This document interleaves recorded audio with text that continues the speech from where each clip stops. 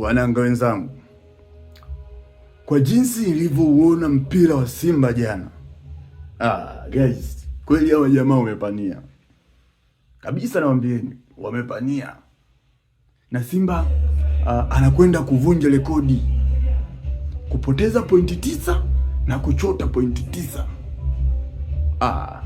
Mimi niliwaambia toka mapema, hakuna gageye mbovu. Liba Segeye huyo hapo mchezaji, mnamuona? Alafu nimeshaanza kuona kuna manyaligwa fulani wanamkompea Liba Segeye na Pacome Zouzoua. Wewe, yaani ukiacha unafiki kabisa, the way anavyokuwa anacheza mpira Liba Segeye, kumkompea na Pacome, yani kusanya Pacome wawe 8, alafu ndo ufikie uwezo wa Liba Segeye. Huyu jamaa anajua mpira. Mimi nilishagawambiaga hakuna gageye mbovu. Yaani ukitaka kufanya sajili, ukaona mchezaji anaitwa Geye, hauhitaji kuanza kufuatilia rekodi sasa alipita hapa alipita. Anaitwa Geye, mali hiyo chukua weka ndani. Yaani sasa hivi ile combination ya Geye huko, Liba Segeye, alafu unakuja huko na mkoto Anicet Aula.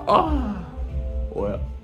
Siongei sana. Msije mkasema Jamali anaongea sana, lakini mpira tunauangalia wote. Mpira wote jana tumeuona. Kwa jinsi wale Waarabu walivyocheza kwao kule, wale Esperance de Tunis kule wakapata kagoli kamoja ka bahati mbaya, kwa Mkapa watoki. Kile kigoli kimoja kilichokipata kule kwao na jinsi walivyocheza kule.